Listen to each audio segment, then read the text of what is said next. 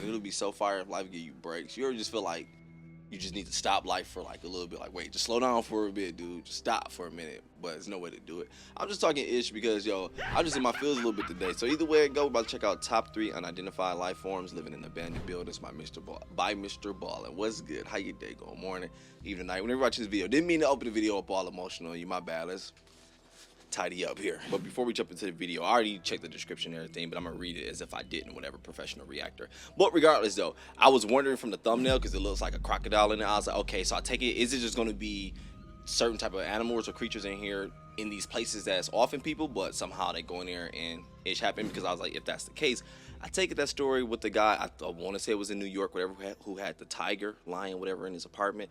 Don't remember the full story, but I was like, okay, so that's gonna be in here then. But no, that's not in here, and it actually sounds like some weird ish. But this number 2, the layer, I'm not gonna lie to you, this one I'm curious about it. I want to know what the hell is going on. I got a couple questions, but I'm gonna wait till after the video.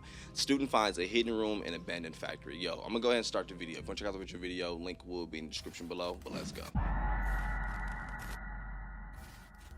As children, we are taught that there is no such thing as monsters, but the people in today's stories would beg to differ. But before we get into today's stories, if you're a fan of the strange, dark, and mysterious delivered in story format, then you come to the right channel, because that's all we do, and we upload 3, 4, even 5 times every week. So if that's of interest to you, please sell the like button a mogwai and tell them to give it lots of sunlight, bathe it frequently, and most importantly, feed it after midnight.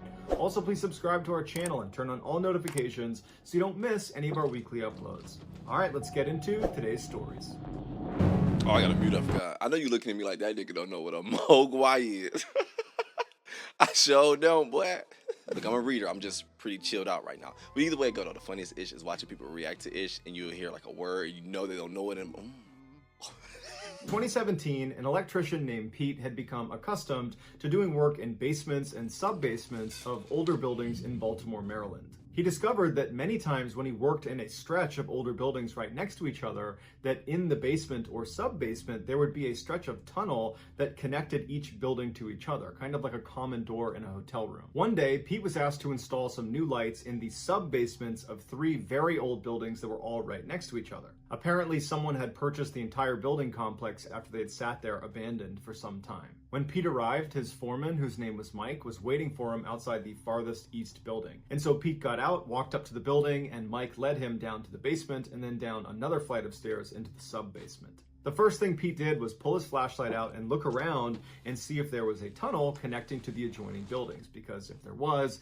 it would make his life a lot easier. And sure enough, he shined his light to the west and there was a tunnel. And so he knew he wouldn't need to lug his gear up and over after he was done with each building. After that, Pete and Mike set up floodlights inside of that first sub-basement they were going to be working in, and then they put their gear on and they got to work. After a few hours of Pete being really focused on what he was working on, he looked up and realized Mike was gone, and he assumed he must have gone upstairs for a lunch break, and Pete, who had had a really big breakfast, wasn't that hungry, but wanted to take a break, so he decided instead of eating, he would just go explore the other sub-basements. So Pete walked over to that first tunnel that went into the second building. He walked through it. It wasn't very far, maybe 5 or 6 feet to get into the next building. Once he got into that second building, it was totally dark because neither he nor Mike had actually gotten in there yet. And so Pete pulled his flashlight out and he scanned around the room, and he saw directly on the other side, still going west across the building complex, was yet another tunnel connected to the third and final building. And so Pete walked through the second sub-basement, shining around, looking for anything interesting. There was nothing down there. He got to that tunnel, he walked through, and he entered into the third and final room. Strangely, I am getting catacomb vibes, even though I'm sure it's not, because that's in freaking Paris. But it's just with the whole situation, how he's underground and the way he's using these. I didn't know that was subtunnels was a thing. Which, don't get me wrong, so far it sounds like a good plan, makes sense. Yeah, that's makes his job much easier. But yeah, just exploring those, it's like, man. And then the story is called Bones. I'm just waiting for him to bump into a wall full of bones. And so Pete walked through the second sub-basement, shining around, looking for anything interesting. There was nothing down there. He got to that tunnel, he walked through, and he entered into the third and final room of the entire building complex.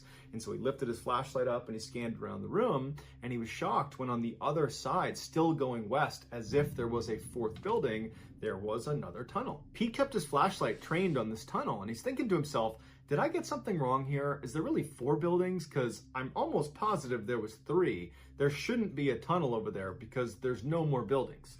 And so he's really intrigued, and so he keeps his flashlight up, and he starts walking across the room towards this tunnel, and he gets about halfway across this sub-basement when he hears someone's voice come out of this mysterious tunnel, and it sounds an awful lot like Mike's. And Pete would say that his initial reaction to this was, oh, I guess Mike must have had his lunch break and then come back down here and started doing the same thing I'm doing, exploring the other sub-basements. And so he's already checked out this tunnel, and he wants to show me what's down there. So Pete walks over to this tunnel, and he shines his light inside, and right away he can tell it's different than the other 2 tunnels he's walked through, because those went straight across, and this tunnel he's looking at goes down and kind of bends off to the right. And so, totally unconcerned, because he believes Mike is down there already, he starts walking down this winding tunnel. After walking for a couple of minutes just straight down into this tunnel, he finally walks into this huge room with 20-foot-high ceilings, and he lifts his flashlight up and he looks around, and there's no Mike, and he yells out for him. He doesn't hear him, but he noticed in the middle of the room were all these small animal skeletons that had been arranged in a big triangle on the ground. And as he scanned across the ground with his light, he came to the right side of the room at one of the points of the triangle. Like a ritual? And at the top of that point was this large dog-like skeleton lying on the ground. It looked as if the triangle was more like an arrow, and it was pointed at this one large dog. Pete went back to looking around the room, and he saw right across from him was another tunnel entrance into more unexplored passageway.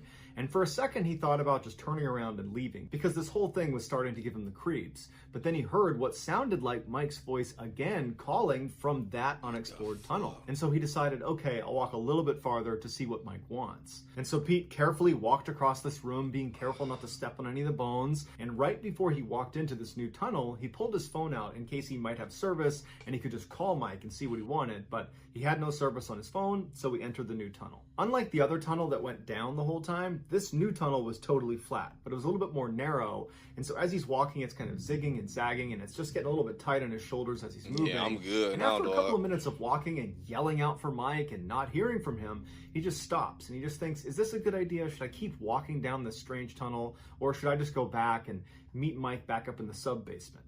And as he's standing there facing away from the direction he just came, he thinks he hears something behind him. So Pete turns around and shines his light, and there's no one there. He yells out for Mike, and Mike doesn't yell back. And then Pete hears the faint clicking sound of something moving on all fours in the chamber he had just come from. And he's thinking to himself, what could have gotten down here? There's only one way in, and I've taken the other tunnel. Did I miss some dog that was staying in the middle there? I think I would have seen an animal that was moving around. And so as he's thinking about this, he realizes the clicking sounds have stopped. It's gone completely silent. And so he stops, and he's just intently listening.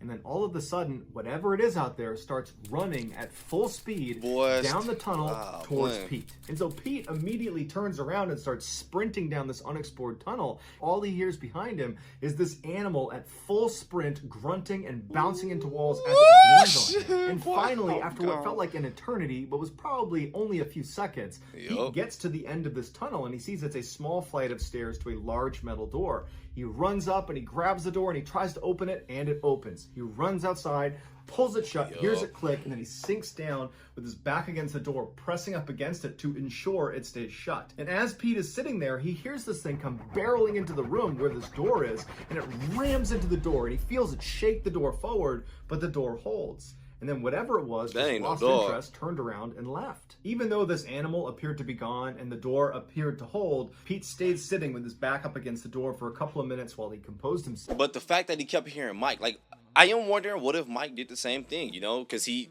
looked up and he was not there. So what if he became intrigued or walked off and was like, oh, or maybe he walked off by mistake, did the same thing, became intrigued in that order, whatever, and kind of went down this path. And maybe he was kind of ahead, but he was kind of scared, like tripping out, like, yo, Pete. Call him Peter. What was his name? Peter, my bad, whatever. Shit, I don't know. I'm just trying to piece something together logical because he kept hearing it, but it's as if it was luring him there. Damn, that was the name. In the description of the fucking story. Appeared to hold. Pete stayed sitting with his back up against the door for a couple of minutes. You sitting there about an hour. He really didn't know what to make of what just happened. Because he's thinking to himself, that animal had to have been huge. It just nearly barreled this door down. I felt the whole door shake. I mean, if that's a dog, that is a huge dog. And also, where's Mike? Mike's the whole reason I went into this tunnel in the first place. He was calling to me, or so I thought he was, and I never saw him. And so Pete's totally confused, and he's traumatized, and he's looking around, and he's finally taking stock of where he is, and he realizes he's under one of the docks of what would turn out to be the Four Seasons Hotel, which meant he was at least about a half-mile away from where he had started in the sub-basement of those buildings. Pete stood up and made his way up to the sidewalk where he called Mike. And Mike was very confused at what Pete was telling him, because he said, I never went into that tunnel. I never went into the other sub-basements. At my lunch break, I just went upstairs and got a bite to eat, and when I came down, you were gone. And so Pete started talking about the animal he saw, and as he was describing it, he's thinking to himself how crazy he must sound, and he began to realize that it had to be, a stray dog got in there, and he just must not have seen it, and that was it. And so after they hang up, Pete is left thinking to himself, if that was a stray dog, then what were those bones arranged in that triangle for, and why did they seem to be... Is that in the video? Do y'all hear a dog? What if that nigga came here, dog? I'm not tripping, listen. Damn, Chupacabra about to chew my ass up. Dog, I'm not tripping, though. Look, you hear a dog, watch. After they hang up, Pete is left thinking to himself, if that was a stray dog, then what were those bones arranged in that triangle for, and why did they seem to... Okay, alright, yes, I'm not tripping. Then what were those bones arranged in that triangle for, and why did they seem to be an arrow pointing at that other bigger dog, and... Also, who was yelling to me inside of the tunnel if it wasn't Mike? But when Pete and Mike got back to those old buildings, they did not do any more exploration. It was like they were just not going to talk about what happened. Instead, they put a fold-up table in front of that tunnel that led down to the room filled with bones and whatever animal was down there, and they rushed the job in all the sub-basements, got all the lights up as fast as they could. The last thing they did was they moved the table back out of the way and then ran up out of the building and never looked back. I wouldn't even care. Do you think you have what it Yeah, takes Rottweiler down to happen? No, he don't bite. Hey, get your dog, nigga. Yo, I ain't gonna lie. Speaking in general, it's the trippiest, but scariest, but funniest ish ever when you get chased by a dog. I'm not gonna lie to you. You be scared as shit, but when you get away, you be laughing. I ain't gonna lie to you, dog. I used to get chased by so many dogs. It got to the point whenever I get to a block, I would scan the neighborhood for cars, right? I wouldn't even worry about where the dog could possibly come from. I see, all right, car there, boom. I hear a dog coming, pure, boy, I'm on the car, boy. In the air 90, you get that one dog trying to jump on that bitch, too. Everybody in the hood just gotta get pit bulls, huh? And it's funny, I do want me a pit bull. That's the next song I'm getting, because they are amazing, but boy, niggas get them in, boy. That was a long ass ad too, boy. There is a large abandoned factory on the outskirts of Cleveland, Ohio that used to be a prominent rubber company, but in the late 1970s, when they closed down business, nobody else leased the factory space, and so for decades it remained untouched. In the 1980s, a boy named Kurt was born in Cleveland, and from a young age, he was fascinated by this abandoned factory. He really wanted to see what was inside, but his dad would never take him, saying it was way too dangerous to go in there. And so over the years, Kurt still wanted to see what was inside, but his fascination with it kind of waned because he was never allowed to go. Then, in the late 1990s, when Kurt was in high school, he happened to be walking by the factory after leaving a friend's house, and he stopped, and he looked at his watch, and it was 8 p.m. He didn't have to be home for about an hour and a half, and he looked up at the crumbling brick building and he thought to himself, you know what? It's now or never. I have to see what's inside of there. And so he walks right up to the factory. There's no fences around it to stop him. And he gets up there and he sees that all the doors are sealed shut. And so he's a little bit disheartened and he starts walking around the property. And when he gets to the backside, he sees on one of the corners of the building, the concrete has just fallen off, exposing a fairly large hole in the side of the building that he could just walk right through. And so he slipped through and he looked inside this building that he's been thinking about for years and years and years. And he would say it was just so cool. There were all these boats that had just been left in storage inside of this factory and then were apparently forgotten about. There were all these conveyor belts and big pieces of factory equipment that had just been kind of left out on the floor, and No one thought to break them down or even try to sell them. And then, like any other good abandoned building, there was lots of drug paraphernalia scattered all over the ground. And so for the next hour, Kurt just explored the first floor and made his way up to the second floor where the manager's office was. And all in all, it was just a really awesome experience, many years in the making. And at some point, he looked at his watch and it was getting late and he realized he needed to leave. And so as he was getting ready to leave, he could have sworn he heard the sound of music being played from somewhere in the factory. And so he stopped and he turned around and he just listened for a second to see if he really was hearing music. And he was. It was someone playing the blues somewhere in the factory. Because Kurt had obsessed over this factory for so many years, wondering what was inside, now that there was some mystery about what was in here, he couldn't. You found what you was looking for. He had to go look and see where that music was coming from. Shit. And so Kurt began walking across the factory floor in the direction where he thought this music was coming from, and he reached a wall that was covered by a big blue tarp, and that's where it seemed to be coming from, like it was coming from the other side of the wall. And so he went up to put his ear against this wall, and when he did, he almost fell into the tarp, because behind the tarp was actually a stairwell that led down into the basement. And so, again, because Kurt was so fascinated by this place, he had to see what was down there. And so he grabs the tarp and he pulls it aside and he starts looking downstairs, and he can tell there's a light on down there. And so he's telling himself, okay, it's possible someone could be down there. But again, we're past fascinated. This is becoming nosy at this point. First story, we went past fascinated as well. Not gonna lie to you. But real quick. But anyway, though, you know Uncle Charles got a story for everything. Sit down. Let me tell you a story real quick. I'm not gonna lie to you. And maybe everyone don't feel this way, but hey, I felt that same thing as a kid. Yo, growing up as a kid, like elementary age as well. We had this post office behind our home, and it was abandoned. And every day we used to cut through like this little alleyway, because it can lead to stores and shit too. But every day we used to cut through it, I used to always want to go in that mug. Like, I used to legit want to know so bad what was in there. And me and my cousin, we used to just bust the windows out that mug and just look inside that mug. And one day we almost got the balls going there, because I was not gonna go in by myself. Hell no. Even as a kid, I knew screw that ish. But regardless though, so one day we was gonna go in that mug, but cars are still cut through there too as well. And it just happened. This older guy cut through like, hey, what y'all doing? Blah blah blah. Basically, I don't remember everything. I was a fucking kid, dog. I just remember the fact that he stopped us from going in that mug and we never went. And I always wonder, even to this day, I still be wondering, like, man, I wonder what would happen if we would have went in there. I don't think it'd have been anything bad. I mean, it could have been someone, a Jay, someone homeless, or someone who wanted to offer us, who was living in that building. But don't know. I was like, I just wanted to go into that mug. But yeah, I ain't know that though. I mean, you done heard music, you done found the little secret passageway that leads to a freaking basement. Oh nah, I'm not going down there. Stop. By myself. The light on down there. And so he's telling himself, okay, it's possible someone could be down there. And it's Ohio. Again, he's gonna go down. He's gonna have a look. He pulls the tarp completely aside. He steps into the stairwell and he begins walking down. And from his perspective, he would not be able to see any of the basement until he got all the way to the bottom. There was no gaps in the railing. It was basically solid wall all the way down. And when he got to the bottom, he could only turn left. Turning right was just a dead end. Left was towards the main section of the basement. And so he goes all the way down the steps. His heart is racing because he's half expecting to see someone come running up to him. And right before he breaks the corner, when he can actually see into the basement, he takes a deep breath, and then very slowly he kind of pokes his head around the corner and gets a look inside the basement. It's a very odd scene in there, but there doesn't appear to be any people. And so Kurt took the last couple of steps down to the bottom. He turned the corner and actually got a full look at the basement.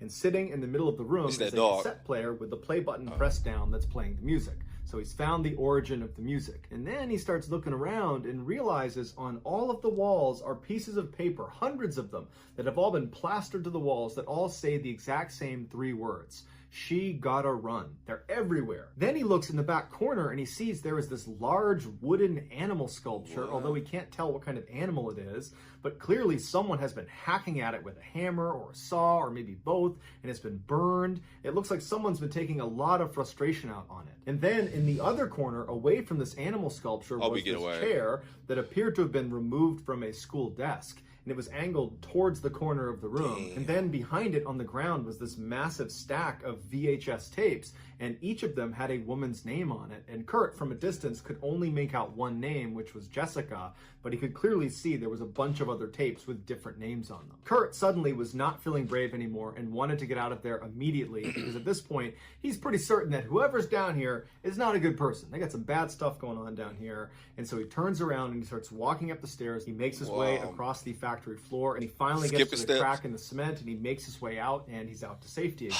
Even though Kurt was really excited about having finally explored the factory, On his walk home, it dawned on him that while he was there, someone had to have manually pressed the play button on that tape recorder that was playing the music, because it wasn't playing when he got there. So either he miraculously avoided ever making contact with this person or group of people inside of this factory, just let you go while he explored it for over an hour, or the more likely scenario is as soon as Kurt walked inside, this person or group of people knew he was there and were watching him the whole time.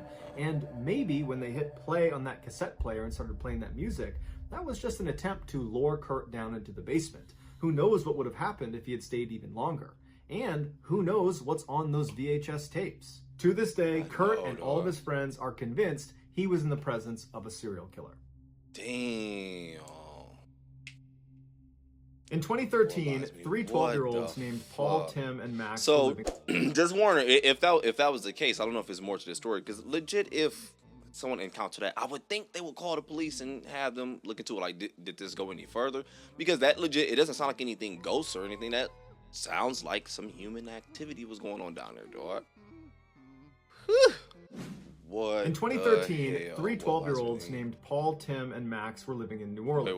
What year? In 2013, three 12-year-olds named Paul, Tim, and Max were living in New Orleans. And even though they were too young to remember Hurricane Katrina from 2005, the devastation it left in its wake was around them every day. Just down the street from their neighborhood was a row of houses that had all been abandoned after they were destroyed by the storm surge. And Paul, who was the ringleader of the group, would routinely drag Tim and Max into that row of houses to look for treasure, but they rarely left with anything more than some old clothes and some broken kitchenware. One day, Paul told Tim and Max that if they wanted to find some real treasure, they would have to go looking inside of the abandoned hospital. Despite it being completely boarded up, windows, doors, and a huge fence around it, Paul said he had discovered an entrance in the back of the building. Tim and Max were not nearly as excited as Paul about this idea, because all they had heard about this hospital was criminals lived inside of it. Yeah, They'd also heard that the basement was completely flooded and basically the whole structure was not safe. But Paul was really convincing because he told them they were being babies.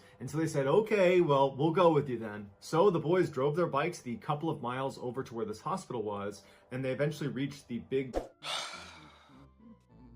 I'm not gonna lie to you, 12 years old, if two of my friends would have talked about doing that, I think I would have went. I definitely think I would have done it, man. Boys drove their bikes the couple of miles over to where this hospital was, and they eventually reached the big chain link fence that surrounded the entire property with no trespassing signs all over it. Behind the fence, they saw this ominous entrance into this underground parking garage that even from the street level, you could look down and clearly see it was totally flooded with gross, stagnant, dark water. But the boys carried on, and Paul led them to a section of the chain link fence that had been cut open. So the boys parked their bikes and locked them up, and then crawled through the gap in the fence and began walking up these small park. I think it's gonna be crocodiles or sound like crocodiles because they're unidentified, right? Lot that led up to the loading dock of the hospital. As they got closer, Paul pointed to a shed that was situated right underneath a broken out window on the second floor, and it was immediately clear that people were using the shed to climb up and through that window. Paul was the first one to climb onto the shed, and then from there he jumped up and grabbed the ledge of the broken window and hoisted himself up and then very carefully climbed through. Once he got through, he turned around and yelled for the boys to come up. Once all three of them got inside and they began looking around, they were amazed at what they saw. There was all this medical equipment that had just been left out. Clearly, there had not been an attempt at salvaging anything inside of this hospital. I was thinking that, because that shit is expensive. Even blood samples still sitting out on tables. That day, the boys explored the entire floor they came in on, which was the second floor, and by the end of the day, they left with a couple of random medical souvenirs. Over the following few months, the boys kept coming back to the hospital and had eventually explored every room on every floor except for one, the basement. They wanted to go down there, but even Paul thought it was a bad idea because it was completely flooded with disgusting standing water and there were no windows that went down into the basement, so it was totally pitch black. But by the end of the summer, they were getting bored with all the other floors of the hospital. They had seen everything, they had found everything, there was nothing left to explore. And so they decided, we're going to go in the basement. So one afternoon, they put on some dirty old clothes that they didn't mind ruining. My mama said, I can't play with y'all no more. She said, y'all. She said, for less racist words, My mama said black people don't do that. I said that way. I'm gonna kick your ass. Where you get this little heart rate monitor from? I heard these motherfuckers sell them. All right, I'm not racist, okay? I got colored TVs all throughout my house. Stop playing, dog. Y'all play too damn much. So one afternoon, they put on some dirty old clothes that they didn't mind ruining, and they made their way over to the hospital. They parked their bikes, they snuck through the fence, they made their way up to the shed, they climbed up into the second floor, they walked down the second floor hallway down to the flight of stairs, they went down to the first floor where the stairs stopped. From there, they walked over to an access door that led to another flight of stairs that just went down into the basement. And so they open that door up, they step inside, and they get their flashlights out because it's pitch black inside of the stairwell, and they shine their lights down the steps. And it was a half flight of stairs that led to a dry landing, and then there was another flight of stairs from the landing going down to the basement floor, and the final steps of that second set of stairs were completely submerged. So with their flashlights up, they walk down the first flight of stairs to the landing, they turn around and they stop and they shine their light into the basement. And what they see is just deep, dark, murky, standing water. And from their perspective, the basement was not some huge, sprawling, open space like you would imagine. Instead, they were looking down at a wall because there was this hallway that ran perpendicular to the stairs. And so it went all the way to the right and all the way to the left, but they couldn't see down either of them. They could only see basically the landing of the stairs. In order to look down the hall, they would need to go into the water and walk a few feet into the hall. And so as the boys are just scanning their flash of health issues they can pick up just from doing this shit, because it sounds like all this ish is still in there, including the blood. So I know these needles around. I know it's hellish around. Come on. Into the water and walk a few feet into the hall. And so as the boys are just and I know that's scanning probably their not even about to be the problem. This murky water inside of this small segment of the basement that they could see, Paul finally says, "All right, you know what? Screw it. I'm going." And he slowly walks down that final flight of stairs and he takes his first step into the water. And Tim and Max, they stay up on the landing. They're going to let Paul go on his own first. Paul takes another step and another step. And before long, he says he's reached the basement floor and he's up to his chest in this disgusting water. And so he's keeping his arms high up out of the water. He's still got his flashlight and he wades out to the point where he can actually look down the hallway in either direction. And so he looks down one way, and then he looks down the other way, and then he turns around to face Tim and Max, who are still back up on the landing, and he says, "You can't see down either hallway. There's huge filing cabinets, and there's a generator down there, and I can't see in either direction. We probably can't go very far." At this point, Tim and Max feel compelled to go down there with their friend, and so they walk down that final flight of stairs into the water, and they wade their way over next to Paul, at which point they shine their lights down the hall. And sure enough, they basically can't see anything past maybe 5 or 6 meters down each hallway. As the boys were standing in the middle of the hallway, not making any moves in either direction, they suddenly hear something down the far right side of the hallway. And they shine their lights and they realize their view's completely obstructed, and whatever's made this sound, they can't see it. It's blocked by the generator and the filing cabinet. And as they're shining their lights, they still can't see anything. They hear a massive splash, like someone cannonballed at the far end of the hallway.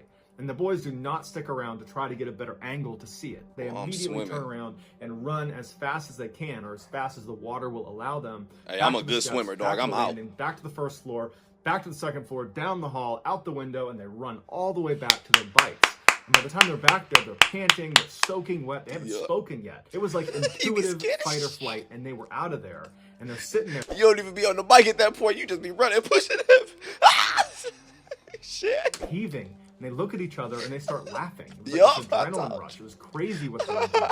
And they look back up at the hospital and they're staring at the second floor window, almost half expecting to see whoever it was that made this big splashing sound to suddenly emerge in the window, but no one ever did. And after about an hour of just staring at the hospital and seeing no activity whatsoever, they convinced themselves that whatever they heard down in that hallway was probably just something falling off the shelf, or maybe there's a bird down there, but whatever it was harmless. Eventually, Paul says to Tim and Max that they should totally go back in there and try to figure out what it was that made that sound. Who said that? Tim and Max that they should a bird down there, but whatever it was harmless. Eventually, Paul says... I knew it, yeah, it was that nigga.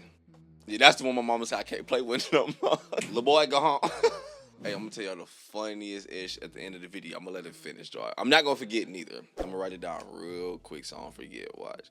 While I'm writing it down, hold it real quick. I am glad, at least so far though, it sounds like the pattern is we're not getting any F's with the D on it. I want to say it for you too. Convinced themselves that whatever they heard down in that hallway was probably just something falling off a shelf, or maybe there's a bird down there, but whatever it was harmless. Eventually, Paul says to Tim and Max that they should totally go back in there and try to figure out what it was that made that sound.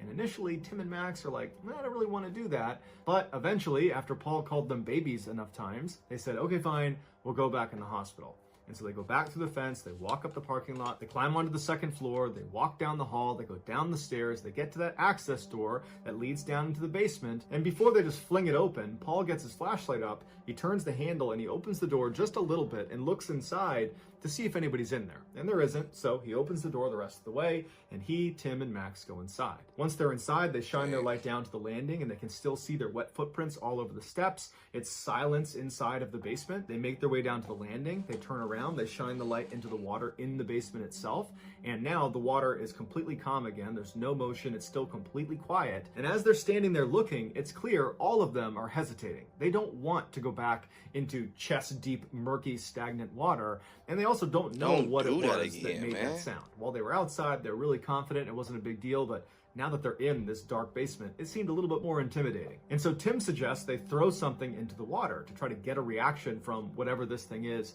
if it's alive. But they didn't have anything to throw, and then Paul, out of nowhere, takes his flashlight and throws it into the water. Tripping. And before Tim or Max could react to what he just did, they all just stopped and listened to see if that would cause a reaction from whatever it was down there. And as the flashlight sunk to the bottom and completely out of view because the water was so murky, there was no reaction down there. It was still completely silent. Paul turns to Tim and Max and says, the reason I threw it is now we have to go in. No, you gotta go, Nick. So Paul, along with Tim and Max, make their way down that final flight of stairs. They start walking into the water. They get all the way up to their chest in water, and they wade out until Paul is directly over the light. He can barely see it through the murky water, but he can clearly see it below him. And since he doesn't want to go under the water, he tried to use his feet to get the light up, but he couldn't do it. And so he looks at Tim and Max and he goes, I'm going under. He takes a deep breath and he goes under the water. He immediately hears the muffled screams of Tim and Max up on the surface. And as he's fumbling for his light, he feels one of them yank on his shirt to try to pull him up and out of the water. Paul manages to grab his flashlight. He comes out of the water and he turns and he sees Tim and Max booking it for the stairs. And before he can even turn around and run after them, he realizes why they're running in the first place. To his right, he can hear the sound of something huge swimming up the hallway towards him.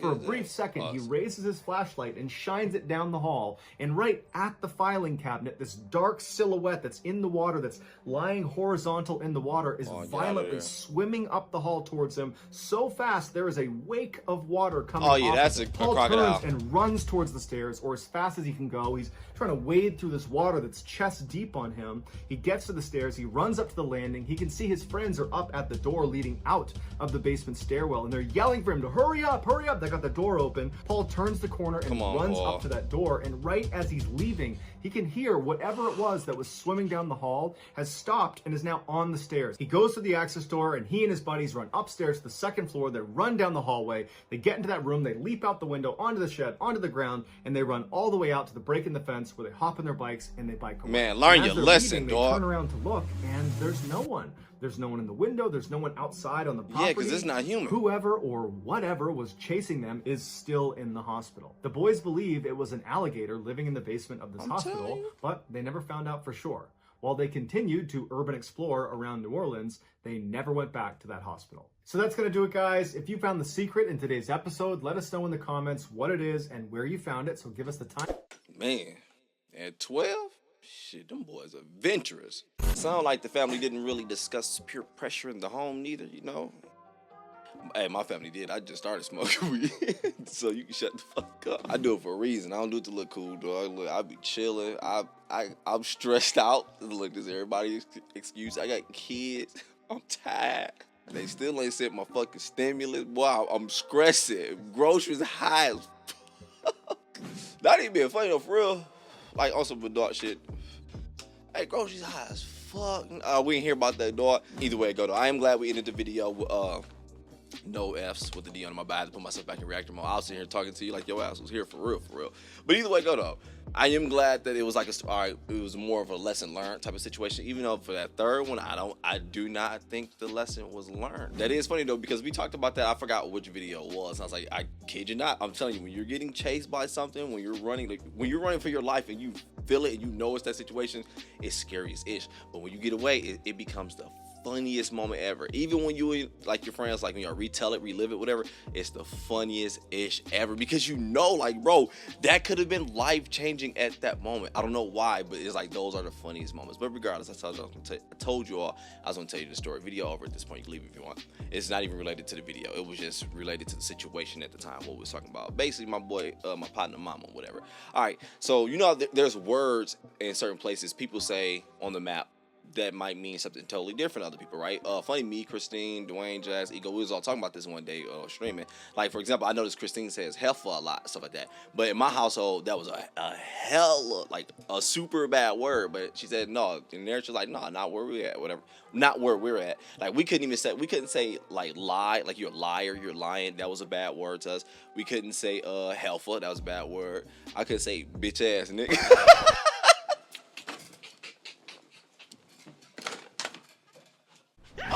I don't see nobody say that when I was a kid. That one might be universal. My bad, dog. I gotta stop joking so much. But either way, good though. But Pete, the main one was mammy. We couldn't say that. We couldn't refer to our mom as mammy. That was bad. Some people, they say it where they at, whatever. Where they at, whatever, right? So all right, me and my partner, we outside Flint, Michigan, chilling. We on the block, whatever, chilling on Salone. So he talking to his mom, trying to get his mom attention. She just talking to her sister. Ooh, they talk. He like, Mom. She just talking. Ooh. We outside in the front yard, right? It's daytime. We chilling. He like, Mom. She still like answering. She talking to her. This nigga looked dead at me. Was like, hey, watch this. Hey, mammy. At the time, we like 12 years old. Adventurous nigga. No, when I say she turned around so fast, she scared the shit out of me. These were her words, Lord. It was the 90s. I'm gonna beat your little motherfucking ass. Boy, she was charging like a rhino. I was like, oh shit. But no, at this point, I'm joking around. At this point, that really happened though. But at this point, I'm just joking around. I'm about to go ahead and get up out of here. I'm about to go chill, make me some tacos, man. Hey, go ahead and enjoy your day, morning, evening, night. Hey, stay your ass out of places you ain't supposed to be neither. I'm out.